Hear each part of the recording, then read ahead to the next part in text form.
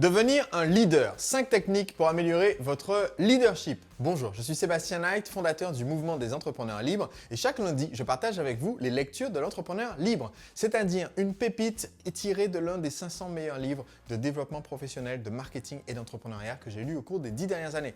Aujourd'hui, j'aimerais vous parler de leadership et spécifiquement de comment est-ce que vous pouvez encourager les personnes qui vous suivent, à savoir vos prospects, vos clients, votre audience, mais aussi votre équipe à vous suivre dans votre grande mission. Pour les conseils de cette vidéo, je vais me baser sur les techniques enseignées dans un livre de Yu-Kai Chao qui s'appelle Actionable Gamification. En français, la gamification actionnable. Alors, c'est un des très rares livres sur cette chaîne que je ne vais pas recommander, c'est-à-dire c'est un livre avec beaucoup d'informations très intéressantes. C'est un livre qui est considéré comme une référence sur le principe de la gamification. Comment faire pour ajouter des éléments de jeu dans ce que vous faites pour que les personnes vous suivent, pour que les gens soient addicts, accros à vos produits. Donc, c'est une thématique qui est super intéressante et comme je disais, le livre a beaucoup de conseils. Alors, pourquoi est-ce que je ne le recommande pas? Tout simplement parce que l'auteur a réussi sur la thématique la plus intéressante du monde à écrire le livre le plus barbant du monde. Si vous me pardonnez l'expression, c'est probablement un des livres les plus chiants que j'ai lu et c'est tout à fait paradoxal dans la mesure où c'est un livre sur comment rendre ses produits et ses concepts passionnants. C'est juste, l'auteur a des super conseils mais ne les a pas appliqués dans son livre. Je ne sais pas pourquoi. Donc, cette parenthèse étant terminée, il y a quand même d'excellents conseils dans ce livre et j'aimerais vous en partager un qui selon moi, qui donne 5 techniques et qui selon moi est la clé quand on veut que nos produits ou services impliquent nos clients, quand on veut aussi que nos collaborateurs soient impliqués dans la mission qu'on leur donne. Et ce principe, c'est celui que avant de vouloir intégrer des éléments de motivation et d'encouragement, eh bien la première chose qu'on doit s'assurer quand on veut impliquer et motiver les gens, c'est de donner du sens. Donner du sens au travail qu'on leur demande de faire dans le cadre de vos employés, prestataires, partenaires, mais aussi donner du sens quand il s'agit de vos clients, donner du sens au fait d'utiliser votre produit et pas un autre. Et c'est ce qui fait que les gens vont être impliqués, vont devenir, c'est l'exemple classique en matière de marketing, vont devenir comme les fans d'Apple qui veulent absolument des produits Apple et qui vont même snober les gens qui ont un PC et quand quelqu'un a un problème avec son PC, lui dire « Ah ben moi je n'ai pas ce problème, j'ai un Mac ». Eh bien, comment est-ce qu'on fait pour créer cette sensation? Eh bien, on va donner du sens et pour cela, vous devez absolument, dans votre leadership, envers votre communauté, clients, partenaires, prestataires, vous devez absolument utiliser ce qu'on appelle la motivation intrinsèque. Ça veut dire que dans votre communication, en fait, au lieu d'essayer de motiver les gens en leur balançant un os, en leur tenant une carotte devant le nez ou en leur donnant des coups de bâton derrière les fesses, ce qui serait de la motivation extrinsèque, de la motivation qui vient de l'extérieur, eh bien nous on va faire l'inverse. Je vais vous donner un exemple. Dans le monde de la gamification, qui est le monde de ce concept qui est relativement nouveau sur les dernières années, où on essaie de motiver les gens en incluant des éléments de jeu dans le fonctionnement des applis mobiles, dans le fonctionnement des logiciels, dans le fonctionnement de certains magasins et restaurants. Eh bien, dans le monde de la gamification, la première chose que les gens essayent d'adopter quand ils essayent de gamifier leurs produits, de donner des éléments de jeu, c'est qu'ils se disent on va peut-être mettre un classement des personnes qui ont le plus de performance ou alors on va accorder aux gens des points comme dans un jeu en fait, on va donner des points et compter un score et ou peut-être on va donner un badge à ceux qui ont réussi en premier et donc créer des éléments de concurrence et de compétition et on va donner des récompenses aux personnes qui ont accompli ce qu'on leur a demandé d'accomplir. Ça c'est la première chose auquel pensent les gens quand ils essaient de créer cette expérience similaire à un jeu pour motiver d'autres personnes. Le problème, c'est que tous ces éléments sont des éléments de motivation extérieure. Si vous, par exemple, si vous donnez une prime à vos employés parce qu'ils ont atteint des objectifs, c'est de la motivation extrinsèque, c'est-à-dire vous essayez de les récompenser en donnant une carotte. Si vous leur donnez un blâme quand ils n'ont pas atteint leur objectif, vous faites à nouveau de la motivation extrinsèque, vous leur donnez un coup de bâton sur les fesses en disant « voilà, le travail n'a pas été fait ». La motivation extrinsèque, ça marche pendant un temps, mais le problème c'est que c'est très temporaire. C'est-à-dire que on le voit par exemple un des très bons exemples, c'est un livre que j'ai commenté précédemment dans une vidéo de Cathy Sierra. Et Cathy Sierra, elle est à la fois développeuse de logiciels, mais aussi elle est très concentrée sur le dressage des chevaux. Et ce qu'elle explique, c'est que si on fait de la motivation extrinsèque pour un cheval, en le motivant avec un sucre et avec des coups de bâton, eh bien en fait, dès qu'on enlève cette motivation extrinsèque, le résultat disparaît. C'est-à-dire si vous motivez vos employés comme on peut avoir motivé les enfants à l'école en leur donnant des bonnes et des mauvaises notes, en leur donnant des récompenses et des punitions, eh bien dès que vous enlevez la récompense, dès que par exemple l'entreprise ne peut plus payer de primes à ces personnes, eh bien la motivation disparaît aussi comme par magie. Donc si vous êtes formateur et que dans vos formations, vous récompensez les gens quand ils ont fini les modules en donnant des cadeaux, des tickets restaurants ou qu'en sais-je, ou des places de cinéma ou des gadgets à tirer au sort ou quoi que ce soit, eh bien, ça peut motiver certaines personnes à aller jusqu'à la fin du module, mais en fait, dès que le cadeau disparaît, dès qu'il n'y a plus rien à gagner, les gens arrêtent de faire les actions que vous voulez. Donc, comment est-ce qu'on fait pour que les gens fassent les actions? On va utiliser la motivation intrinsèque. La motivation intrinsèque, ça consiste en fait à, comme je le disais, donner du sens à l'utilisation de votre produit, donner du sens à l'action que vous voulez que les employés entreprennent. Dans ce livre, on donne 5 techniques pour créer cette motivation intrinsèque. La première technique, c'est la narration, c'est-à-dire utiliser les histoires pour montrer le sens qu'il y a à utiliser votre produit. Donc, par exemple, dans mes formations, dans ma formation La machine à vendre, par exemple, qui est une de mes formations phares pour aider les entrepreneurs à créer leur stratégie marketing avec un marketing automatisé pour vendre leurs produits sur leur présence, eh bien, régulièrement, je parle de ma propre histoire. Je raconte aux personnes, par exemple, chaque vendredi, quand je publie mes vidéos déjà vendredi, pour ma communauté de clients, eh bien, je monte un petit bout de ma vie, de là où je suis en ce moment. Et en fait, ça sert à illustrer à quoi ça sert d'être un entrepreneur libre, qui est l'objectif des personnes qui rejoignent la formation. Parce que quand je fais la vidéo et que je suis au ski en train de m'amuser à descendre une piste noire, eh bien, et de survivre, eh bien, le client qui est en ce moment surchargé de travail et qui est coincé derrière son ordinateur, eh bien, ça lui rappelle que l'objectif, c'est qu'il puisse avoir une charge de travail plus légère. Et donc, s'il y a une raison pour laquelle il doit traverser le désert et faire toute cette formation et continuer de faire les actions, c'est pour pouvoir bientôt devenir un entrepreneur libre. Donc, c'est très important en fait, aussi bien avec votre équipe, votre communauté, vos clients, de régulièrement en fait raconter pourquoi c'est important de faire ce que vous voulez qu'ils fassent. Et le fait que les gens se placent dans votre histoire que vous racontez, eh bien, influence bien évidemment leur comportement. La deuxième technique mentionnée dans le livre, c'est de devenir ce qu'il appelle le héros de l'humanité, c'est-à-dire d'inclure en fait l'utilisation de ce produit dans une mission plus large que juste la vie de votre client, ou d'inclure le travail que fait votre employé ou prestataire dans une mission plus large que juste la petite tâche qu'il est en train d'accomplir. Parce que ça peut être barbant pour quelqu'un de juste passer sa journée à remplir des feuilles Excel, à imprimer des feuilles de papier, à faire des photocopies et à vous les amener, par exemple. Qu'il s'agisse d'un employé, d'un prestataire qui a une mission qu'il considère un peu rébarbative ou barbante, qu'il s'agisse aussi d'un client à qui vous demandez d'utiliser votre produit, mais pour qui son but, ce n'est pas vraiment l'utilisation du produit lui-même. Son but, c'est ce qu'il va en récupérer. De la même façon que personne ne veut utiliser une perceuse juste pour le plaisir d'utiliser une perceuse et faire des trous dans un mur, ce que les gens ils veulent, c'est avoir un superbe tableau affiché dans leur salon. Donc, comment est-ce que vous faites pour créer ce sens? Eh bien, le replacer dans un contexte plus large. Expliquer en fait quelles sont les valeurs de l'entreprise. Et ça a un impact aussi bien sur vos clients que sur les personnes qui travaillent avec vous.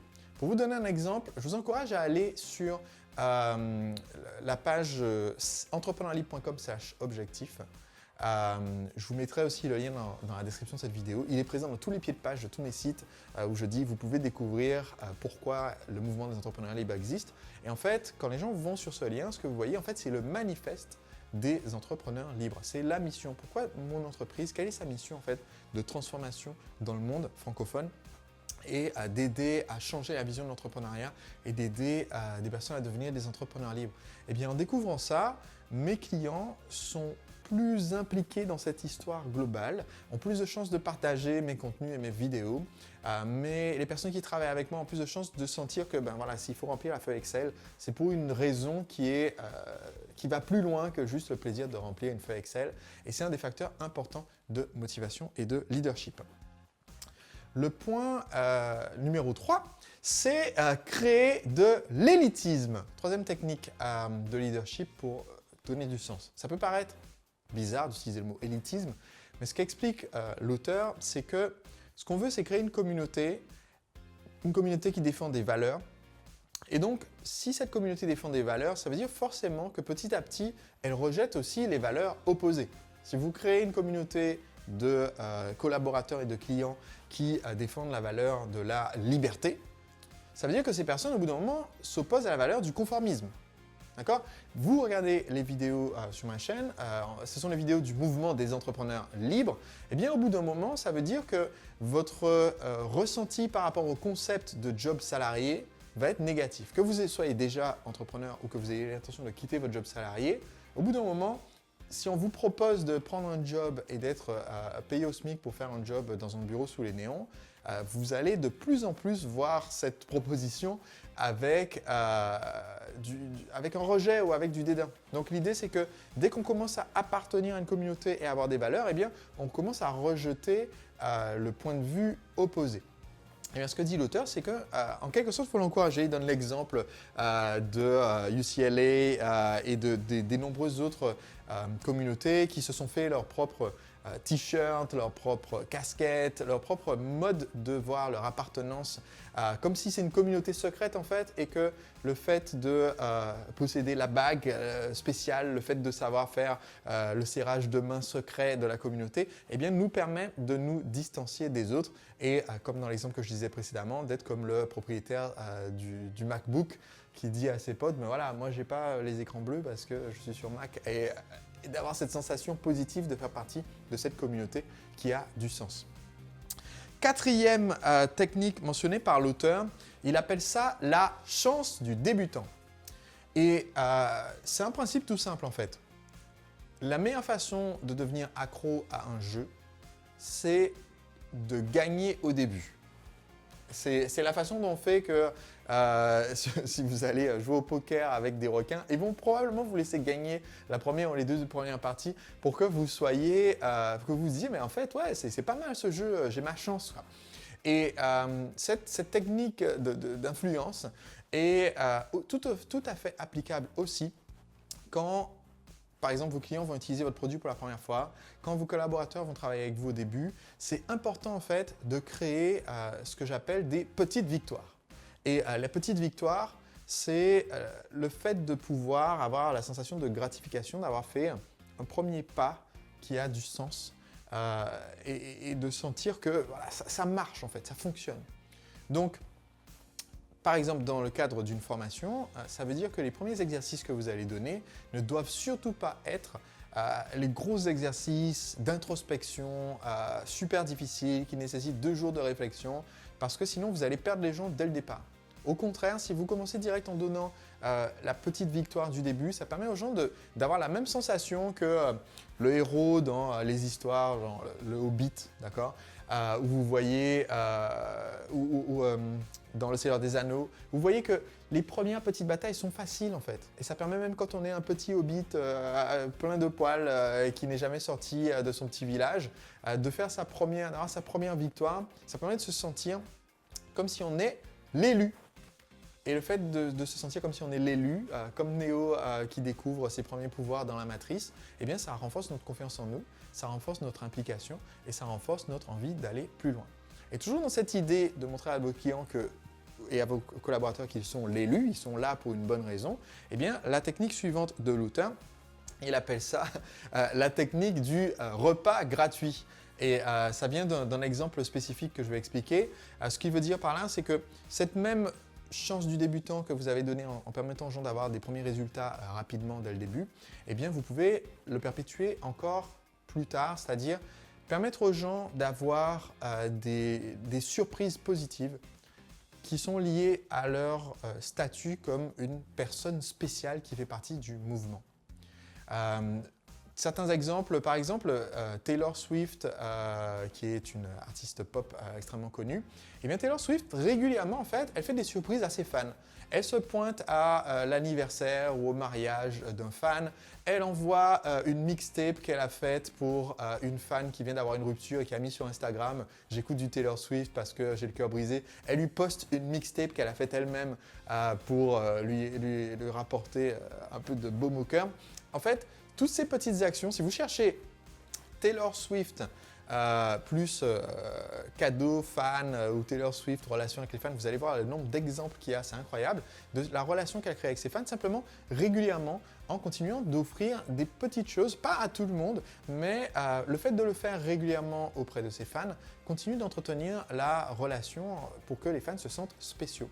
Et donc l'exemple donné par l'auteur, c'est l'exemple d'un restaurant qui s'appelle Spoleto, un restaurant brésilien, qui, le jour de la journée de la femme, a décidé en fait d'offrir un repas gratuit à toutes les femmes qui viendraient au restaurant ce jour-là en disant « je suis belle ».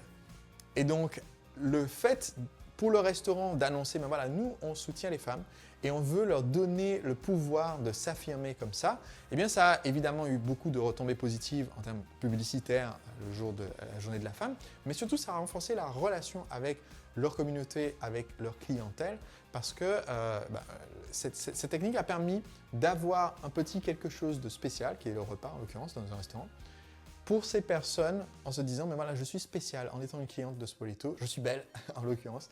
Et si vous faites ça, eh bien, vous allez entretenir la qualité de votre leadership. Donc, l'auteur termine ce chapitre-là en spécifiant, je vous ai dit, il fallait de l'effort pour le finir, le chapitre. C'est pour ça que je vous fais la version compréhensible de tout ça. Mais l'auteur finit ce chapitre en disant que, mais en fait, la clé dans tout ça, dans ces 5 techniques, c'est la crédibilité de ce que vous faites et la sincérité de ce que vous faites. Quand vous voulez donner du sens à un mouvement, vous voulez impliquer des collaborateurs, vous voulez impliquer vos clients, c'est super important que le sens que vous donniez soit sincère, parce que si on ne vous croit pas, eh bien, ça fait tout tomber à l'eau, un peu comme les publicités qu'il y a eu à une époque je crois que c'est Burger King ou alors c'est KFC, une des deux marques qui faisait la publicité en disant « mangez sain, mangez chez nous ». Bon ben voilà, la crédibilité étant zéro, ça n'a pas du tout aidé la marque.